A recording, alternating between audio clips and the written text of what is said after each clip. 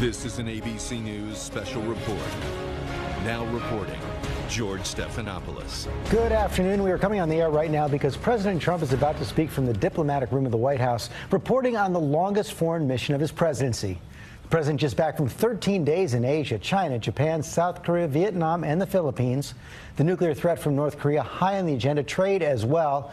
The president also intervened with the Chinese president to secure the return home of 3 UCLA basketball players caught shoplifting in Beijing. You see the president right there. He returned late last night, said it was a good trip. He met with President Xi of China, President Putin of Russia, also President Duterte of the Philippines. The president promised a major statement on his return back, expected to cover, as I said, North Korea and trade and the economic agenda. And the president's heading into the diplomatic room right now. Thank you very much. Last night, I returned from a historic 12-day trip to Asia. This journey took us to 5 nations to meet with dozens of foreign leaders, participate in 3 formal state visits, and attend 3 key regional summits. It was the longest visit to the region by an American president in more than a quarter of a century. Everywhere we went, our foreign hosts greeted the American delegation, myself included, with incredible warmth, hospitality, and most importantly, respect. And this great respect showed very well our country is further evidence that America's renewed confidence and standing in the world has never been stronger than it is right now. When we are confident in ourselves, our strength, our flag, our history, our values, other nations are confident in us. And when we treat our citizens with the respect they deserve, other countries treat America with the respect that our country so richly deserves. During our travels, this is exactly what the world saw: a strong, proud, and confident America. Today, I want to update the American people on the tremendous success of this trip and the progress we've made to advance American security and prosperity throughout the year. When I came into office, our country was faced with a series of growing dangers. These threats included rogue regimes pursuing deadly weapons, foreign powers challenging America's influence, the spread of the murderous terror group ISIS, and years of unfair trade practices that had dangerously depleted our manufacturing base and wiped out millions and millions of middle-class jobs. The challenges were inherited, and these products really showed what previous mistakes were made over many years and even decades by other administrations. Some of these mistakes were born of indifference and neglect, others from naive thinking and misguided judgment. In some cases, the negative influence of partisan politics and special interests was to blame. But the one common thread behind all of these problems was a failure to protect and promote the interests of the American people and American workers. Upon my inauguration, I pledged that we would rebuild America, restore its economic strength, and defend its national security. With this goal in mind, I vowed that we would reaffirm old alliances and form new friendships in pursuit of shared goals. Above all, I swore that in every decision, with every action, I would put the best interests of the American people first. Over the past 10 months, traveling across the globe and meeting with world leaders, that is exactly what I have done. Earlier this year in Saudi Arabia, I spoke to the leaders of more than 50 Arab and Muslim nations about our strategy to defeat terrorists by stripping them of financing, territory, and ideological support. And I urge the leaders to drive out the terrorists and extremists from their societies. Since that time, we have dealt ISIS one crushing defeat after another. In Israel, I reaffirmed the unbreakable bond between America and the Jewish state, and I met with leaders of the Palestinian Authority and initiated an effort to facilitate lasting peace between the Israelis and the Palestinians. In Brussels, I urged our NATO allies to do more to strengthen our crucial alliance and set the stage for significant increases in member contributions. Billions and billions of dollars are pouring in because of that initiative. NATO, believe me, is very happy with Donald Trump and what I did. In Warsaw, I declared to the world America's resolve to preserve and protect Western civilization and the values we hold so dear. In Rome, Sicily, Hamburg, and Paris, I strengthened our friendships with key allies to promote our shared interests of security and prosperity. In September, at the United Nations General Assembly in New York, I urged that the nations of the world join in confronting rogue regimes that threaten humanity and laid out a model for international cooperation grounded in respect for sovereignty and the responsibilities that come with it. On each trip, I have worked to advance American interests and leadership in the world. And to each of these places, I have carried our vision for a better, a vision for something stronger and sovereign, so important, sovereign and independent nations rooted in their histories, confident in their destinies, and cooperating together to advance their security, prosperity, and the noble cause of peace. It was this same vision that I carried to Asia 2 weeks ago. And it was this same commitment to you, the American people, that was always at the forefront of my mind and my thinking. Our trip was defined by 3 core goals.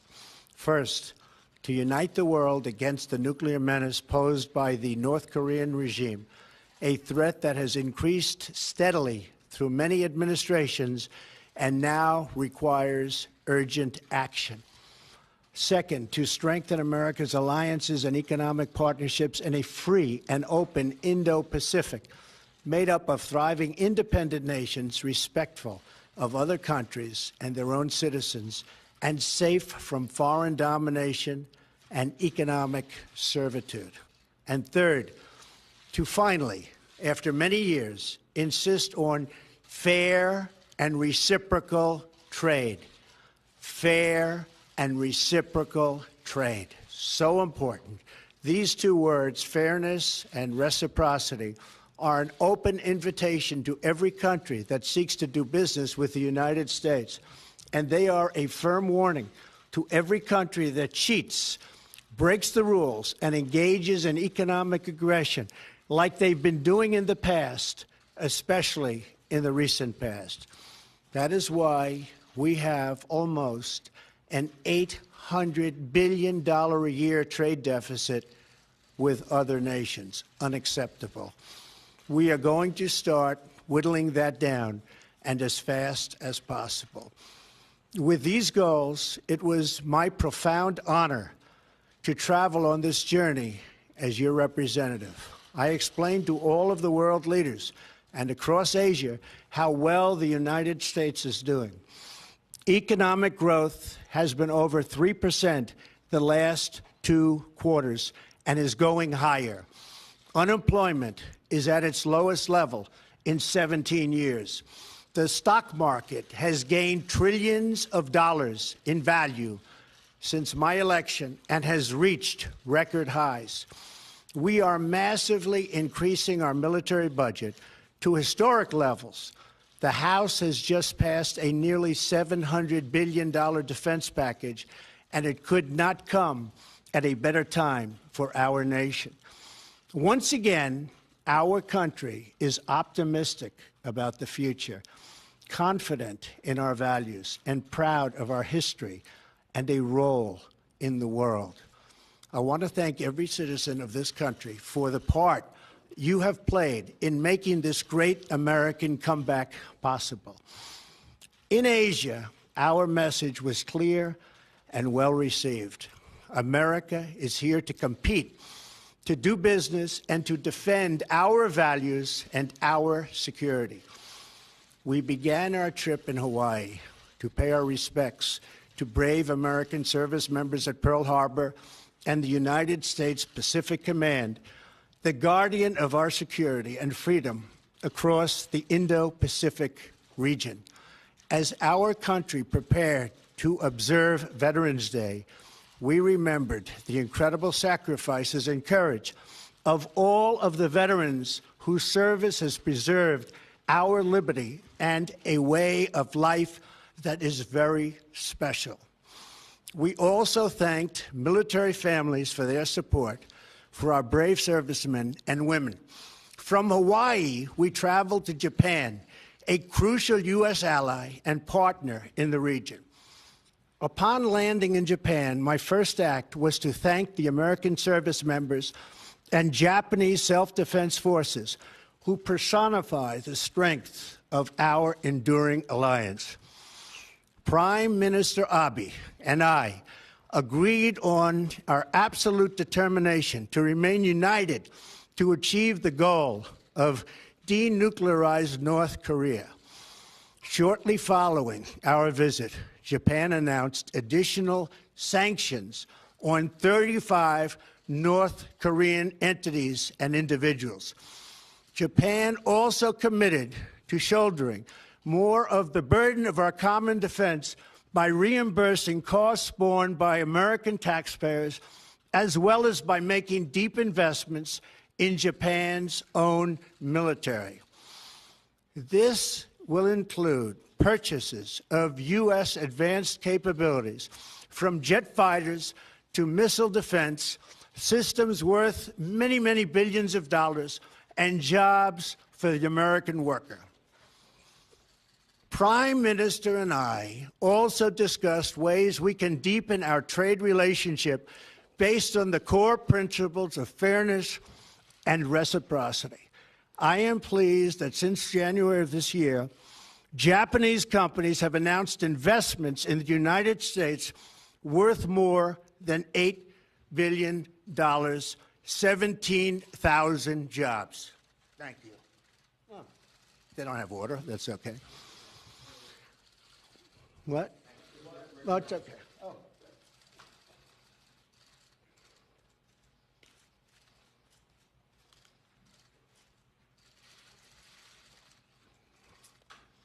Japanese manufacturers, Toyota and Mazda, announced that they will be opening a new plant in the United States that will create 4,000 jobs. We also signed agreements between our nations to enhance infrastructure development, increase access to affordable energy, and advance our foreign policy goals through economic investment. From Japan, we traveled to another key American ally in Asia, the Republic of Korea. My official state visit to South Korea was the first by an American president in 25 years. Speaking before the National Assembly of the Republic of Korea, I spoke the truth about the evil crimes of the North Korean regime, and I made clear that we will not allow this twisted dictatorship to hold the world hostage to nuclear blackmail. I called on every nation, including China and Russia, to unite in isolating the North Korean regime, cutting off all ties of trade and commerce until it stops its dangerous provocation on, and this is the whole key to what we're doing, on denuclearization. We have to denuclearize North Korea. We have ended the failed strategy of strategic patience, and as a result, we have already seen important progress, including tough new sanctions from the UN Council. We have a Security Council that has been with us and just about with us from the beginning. South Korea agreed to harmonize sanctions and joined the United States in sanctioning additional rogue actors whose funds have helped North Korea and North Korea's nuclear and ballistic missile programs. It's unacceptable to us. The United States welcomed the decision of President Moon to remove the payload restrictions on missiles to combat the North Korean threat. And together we reaffirmed our commitment to a campaign of maximum pressure. Like Japan, South Korea is increasing its defense contributions. During our meetings, President Moon acknowledged his desire for equitable cost sharing for the United States military forces stationed in South Korea. And I visited soldiers at Camp Humphreys, a brand new joint American-South Korean base, paid for almost entirely by the South Korean government. At that base, I discussed with the United States and South Korean military leaders both military options and readiness to respond to North Korean provocation or offensive actions. During our visit, President Moon and I also discussed America's commitment to reducing our trade deficit with South Korea. At my discretion and direction, we are currently renegotiating the disastrous U.S.-Korea trade agreement signed under the previous administration. It has been a disaster for the United States. Last week, 42 South Korean companies announced their intent to invest in projects worth more than $17 billion in the United States, and 24 companies announced plans to purchase $58 billion in American goods and services. From South Korea, Melania and I traveled to China, where, as in Japan and South Korea, we were greatly honored by the splendor of our reception. Our trip included the first official dinner held for a foreign leader in the Forbidden City since the founding of the modern China, where we enjoyed a very productive evening hosted by President Xi and his wonderful wife, Madame Peng. During our visit, President Xi pledged to faithfully implement United Nations Security Council resolutions on North Korea and to use his great economic influence over the regime to achieve our common goal of a denuclearized Korean peninsula. President Xi recognizes that a nuclear North Korea is a grave threat to China, and we agree that we would not accept a so-called freeze-for-freeze agreement, like those that have consistently failed in the past. We made that time is running out, and we made it clear, and all options remain on the table. I also had a very candid conversation with President Xi about the need to reduce our staggering trade deficit with China and for our trading relationship to be conducted on a truly fair and equitable basis. We can no longer tolerate unfair trading practices that steal American jobs, wealth, and intellectual property. The days of the United States being taken advantage of are over. In China, we also announced $250 billion worth in trade investment deals that will create jobs in the United States. From China, I flew to the city of Da Nang in Vietnam to attend the leaders' meeting for APEC, Asia-Pacific Economic Cooperation. There, I spoke to a major gathering of business leaders where I reminded the world of America's historic role in the Pacific as a force for freedom and for peace. Standing on this proud history, I offered our vision for robust trading relationships in which Indo-Pacific nations can all prosper and grow together. I announced that the United States is ready to make bilateral trade deals with any nation in the region that wants to be our partner in fair and reciprocal trade. We will never again turn a blind eye to trading abuses, to cheating, economic aggression, or anything else from countries that profess a belief in open trade but do not follow the rules or live by its principles themselves. No international trading organization can function if members are allowed to exploit the openness of others for unfair economic gain. Trade abuses harm the United States and its workers, but no more. No more. We will take every trade action necessary to achieve the fair and reciprocal treatment that the United States has offered to the rest of the world for decades. My message has resonated. The 21 APEC leaders, for the first time ever, recognized the importance of fair and reciprocal trade, recognized the need to address unfair trade practices, and acknowledged that the WTO is in strong need of reform. These leaders also noted that countries must do a better job following the rules to which they agree. I also made very clear that the United States will promote a free and open Indo-Pacific in which nations enjoy the independence and respect they deserve. In Vietnam, during a state visit in Hanoi, I also met with President Quan and Prime Minister Phuc to discuss the growing friendship between our countries. Our Vietnamese partners are taking new actions to enforce sanctions on North Korea. In addition, we committed to expand trade and investment between our countries, and we pledged to address the imbalances. I am particularly pleased that the United States and Vietnam recently announced $12 billion in commercial agreements, which will include $10 billion in U.S. content.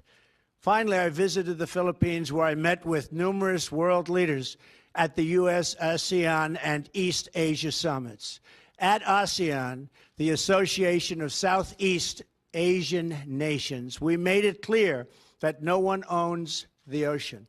Freedom of navigation and overflight are critical to the security and prosperity of all nations. I also met with the prime ministers of India, Australia, and Japan to discuss our shared commitment to a free and open Indo-Pacific. During our visit, President Duterte of the Philippines thanked the American people and our armed forces for supporting the recent liberation of Marawi from ISIS. We pledged to strengthen and deepen our long-standing alliance. At the East Asia Summit, the United States negotiated and signed 4 important leader statements on the use of chemical weapons, money laundering, poverty alleviation, and countering terrorist propaganda and financing. And crucially, at both summits and throughout the trip, we asked all nations to support our campaign of maximum pressure for North Korean denuclearization. And they are responding by cutting trade with North Korea, restricting financial ties to the regime, and expelling North Korean diplomats and workers. Over the last 2 weeks, we have made historic strides in reasserting American leadership, restoring American security, and reawakening American confidence. Everywhere we went, I reaffirmed our vision for cooperation between proud, independent, and sovereign countries. And I made clear that the United States will be a reliable friend, a strong partner, and a powerful advocate for its own citizens. The momentum from our trip will launch us on our continued effort to accomplish the 3 core objectives I outlined: to unite the world against North Korean nuclear threat, to promote a free and open Indo-Pacific region, and to advance fair and reciprocal economic relations with our trading partners and allies in the region. We have established a new framework for trade that will ensure reciprocity through enforcement actions, reform of international organizations, and new fair trade deals that benefit the United States and our partners. And we have laid out a pathway toward peace and security in our world where sovereign nations can thrive, flourish, and prosper side by side. This is our beautiful vision for the future.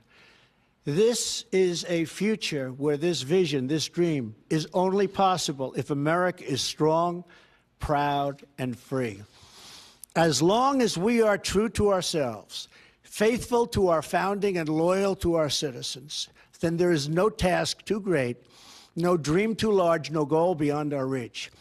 My fellow citizens, America is back, and the future has never looked brighter. Thank you, God bless you, and God bless the United States of America. Thank you very much. Thank you. Thank you all. Should Roy Moore resign, Mr. President? Do you believe his accusers? Do you believe the accusers that Roy Moore is the president? Should he resign? You see the president there leaving the diplomatic room, refusing to answer questions about Roy Moore, that embattled Republican Senate candidate down in Alabama who's been faced with allegations of sexual misconduct dating teenagers when he was in his 30s.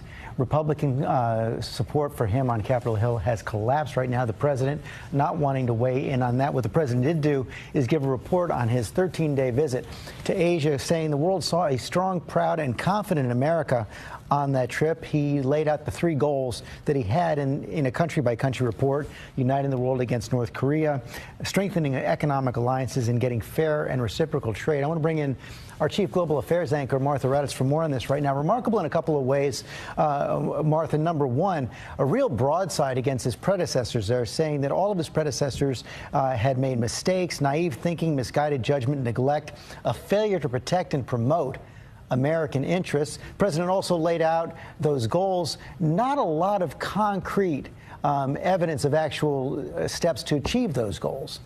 Yeah, a lot of tough words there, George, and the trip had a lot of dazzle. He said he was working on relationships. We can all recall that he had kind words about Vladimir Putin. He had kind words about China, but there was really nothing substantial done. So we heard a lot of tough words. We heard about this confidence, but it made me think of the latest ABC Washington Post poll. 60% of those polls do not trust Donald Trump to act responsibly with North Korea. 53% say American leadership has gotten weaker under President Trump, and we still have that looming problem of North Korea. President Trump was handed that problem. If we don't already, we will have a North Korea capable of putting a nuclear weapon on an intercontinental ballistic missile, but that remains a huge problem and a huge threat that is yet to be solved. Although the rhetoric on North Korea over the last several weeks, Martha, has been toned down a bit. It seems to have been toned down, and North Korea hasn't launched a missile or had any tests in well over a month, and that's something everyone is looking at. They're not sure why that happened, but the president on this trip specifically did tone down his rhetoric, except for that one tweet where he called Kim Jong-un short and fat. Yeah, after he was called old by Kim Jong-un. That's okay, right. Martha Raddatz, thanks very much. I want to go to Capitol Hill right now. Our chief congressional correspondent, Mary Bruce, there on Capitol Hill. You heard the president, actually you didn't hear the president talk about Roy Moore there, even though he had said he was going to address this when he got back in the United States. Perhaps we'll hear from him on another front. But as I said, as the president is refusing to speak out right now, Republicans on Capitol Hill have completely abandoned Roy Moore. Yeah, George, and it's pretty remarkable to think that right now we still don't know where the president stands exactly. In his absence, we have seen a wave of Republican leaders coming out now saying that they believe that Roy Moore should drop out of the race, that the allegations in and of themselves are disqualifying. But does the president agree with them? That still remains to be the big question. And it's worth a reminder that the president taking a position on this, if he does agree with Republican leaders, is not without risk, because right now it does not look like Roy Moore is going anywhere. He has been defiant. Would he agree? Would he comply with the president were he to call for him to drop out? Just a short while ago, George, Roy Moore tweeted, and I quote, "We will not quit." Yeah, Roy Moore says he is staying in no matter what. The election is set for December 12th. Some new polls now coming out showing for the first time that perhaps the Democrat Doug Jones is leading in that race. A long way to go there. There will be much more tonight on World News with David Muir. You can also get the latest news anytime by downloading the ABC News app. I'll see you tomorrow on GMA. This has been a special report from ABC News.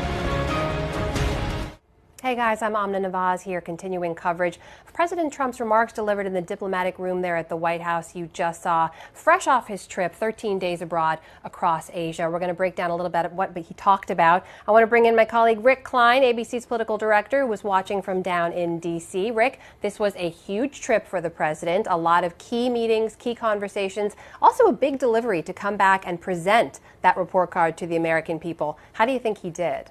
I think the report card was the biggest deliverable of the trip. This seemed like an attempt by the president to recap not just the last 2 weeks, but also the first 9 or 10 months of his administration, kind of a greatest hits tour of the world about his accomplishments. There wasn't much that was accomplished on this trip, so I think the words actually are important here, and the president's casting of it, it's almost like an internal pep talk about how this foreign trip progressed for him. And just in terms of the delivery there as well, we can talk a lot about the president. Some people have been saying he seems more presidential. He was holding himself back on Twitter a little bit on the trip, although that changed towards the end. But what do you think about how he came across in that press conference?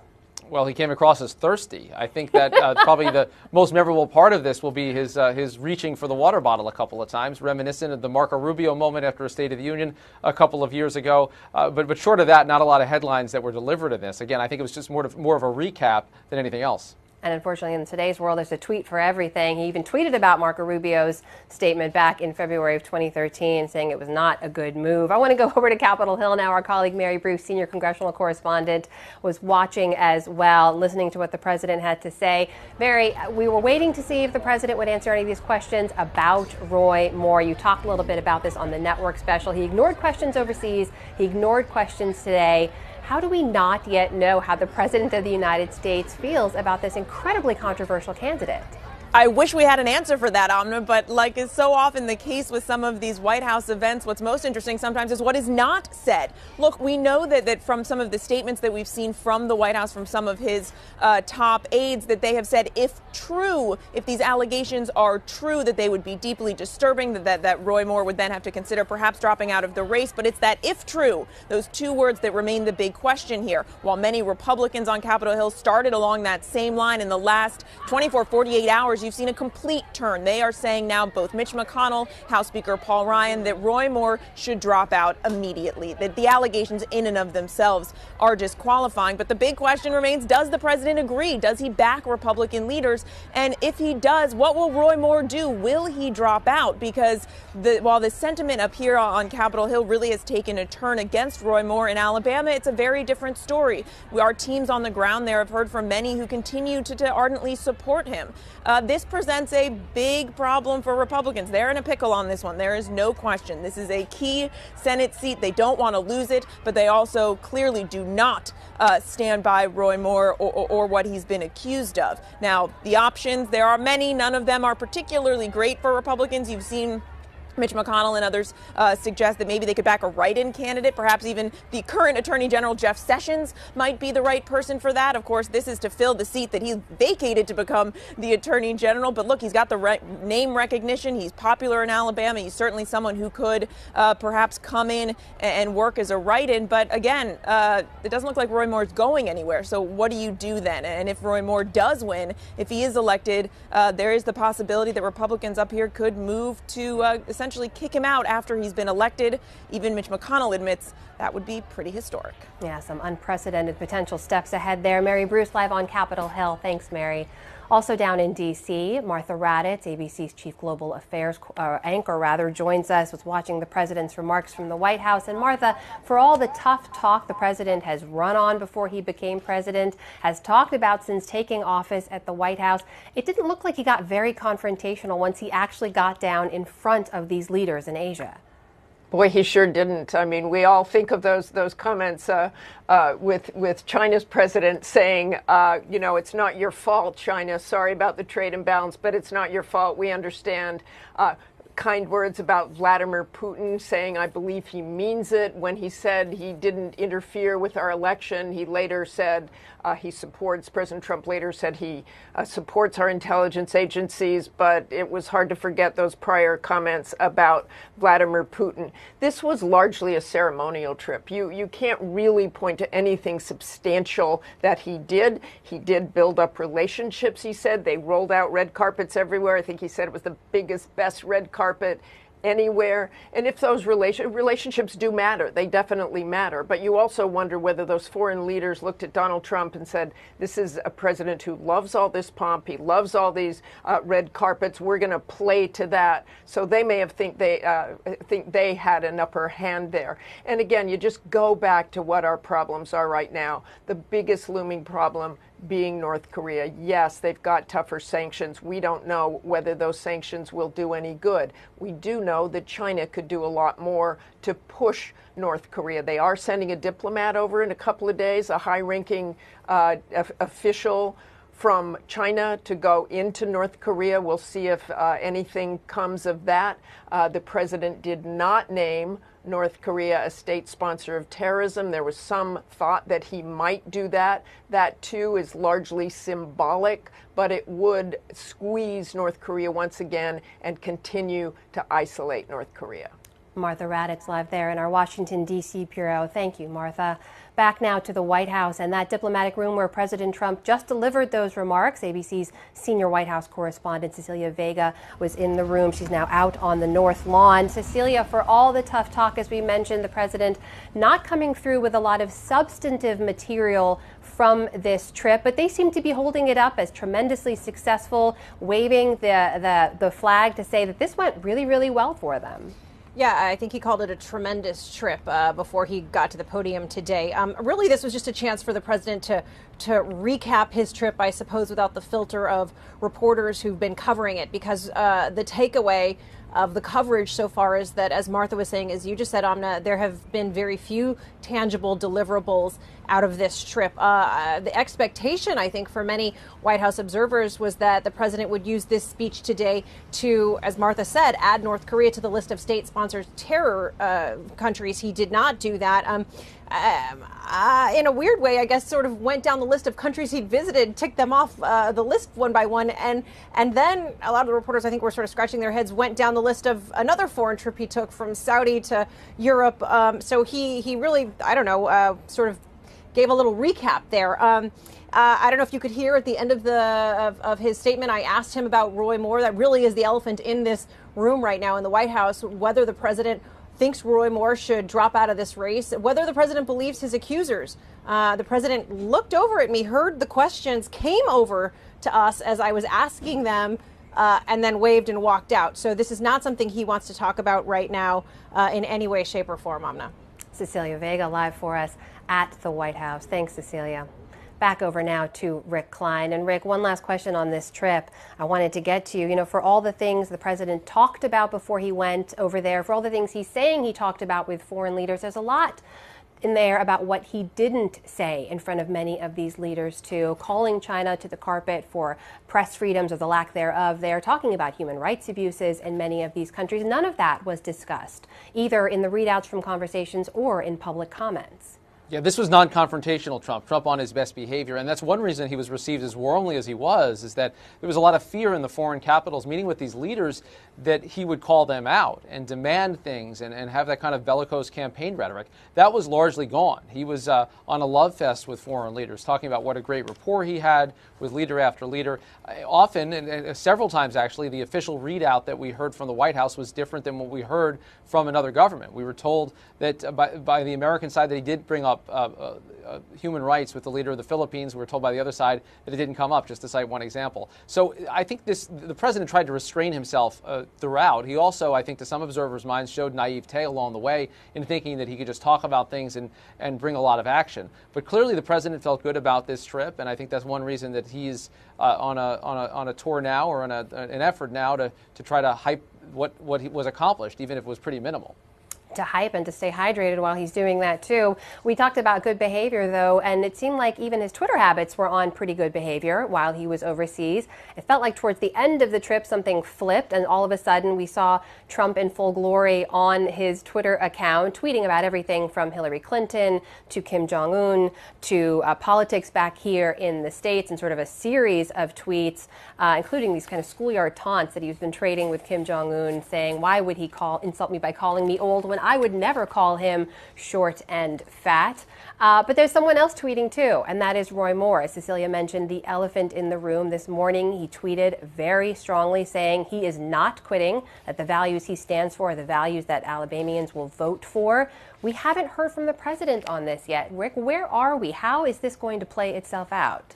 Well, the president's position is still where it was last week, which was that if these allegations are true, the expectation on behalf of the White House would be that he gets out of the race. That's where most Republicans were last Thursday, last Friday. The story has shifted significantly since then, as more accusers have come out against Roy Moore, and as the political realities of this have come into even sharper focus. Just in the last couple of hours, we've seen reporting suggesting that internal polling conducted by Republicans suggesting that Roy Moore would lose badly to the Democratic candidate. And now you've got several senators musing openly, not just that he should drop out, but that if he were elected president, that he should be immediately kicked out of the Senate, that there should be a very rare mechanism to disqualify him from office entirely and take him out of the Senate. So they have picked things up quite a bit. One person that's still defending him, of course, is Steve Bannon, the president's one-time former top aide who is now at the Breitbart news agency. His reporters have been trying to discredit the allegations. He is still publicly on the side of Roy Moore, which does leave the big question: where is President Trump, and is he going to step in? It's not clear that his statement would carry any weight. Roy Moore could continue to run even if Donald Trump tells him he wants him gone and kind of orders him off. But it would matter quite a bit for a Republican Party that's trying to bracing with the fallout of either losing a Senate seat or retaining it, but having a guy that's so vile that they think should be immediately kicked out of the Senate. And Rick, we've had Mitch McConnell weigh in now very publicly talking about the possibility of a write-in candidate, floating this idea before the election has even happened now. This is a soundbite I want to play for you and get your take on the back end. Mitch McConnell speaking earlier today at a Wall Street Journal conference when he was asked about Roy Moore. Here's what he had to say. Roy Moore should withdraw. The women who come forward are completely credible. His campaign is collapsing. And from a Republican point of view, it produces a dilemma. And so I think it's safe to say that if he were to be sworn in, he would immediately be in a process before the Senate Ethics Committee under which the women would be sworn in. He would be asked to testify under oath as well, and it would be a rather unusual beginning.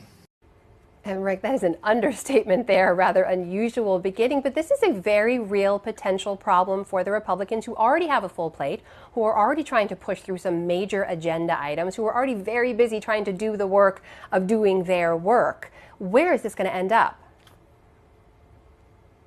Margin could make it just that much tighter. The Democrat winning in Alabama and holding that seat at least through 2020 would be a huge blow to Republican efforts to retain the Senate and retain some kind of control over that body in the coming weeks. It should be noted that people like Mitch McConnell worked against Roy Moore during the primary. So did President Trump, actually. The whole Republican establishment was lined up against him. So the collective weight isn't going to necessarily change Roy Moore's mind. But this raises another interesting possibility, because the name that Mitch McConnell and other top Republicans are talking about as that potential write-in candidate, Jeff Sessions, the embattled Trump Attorney General. We are told that he's happy in his job, but the one person that maybe could make him reconsider that would be President Trump. It would need someone with near universal name ID, respect inside the Republican Party to pull off a feat like this.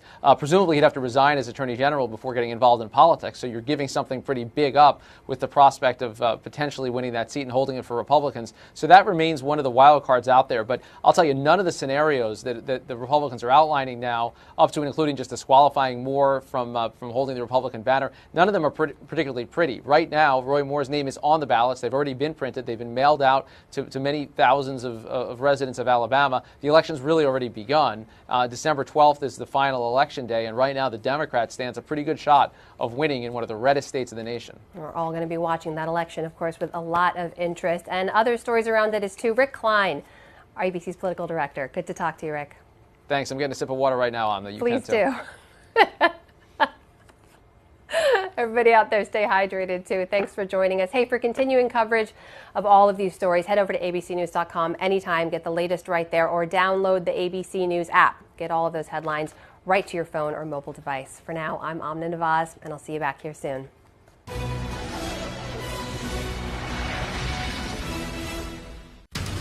This is an ABC News special report.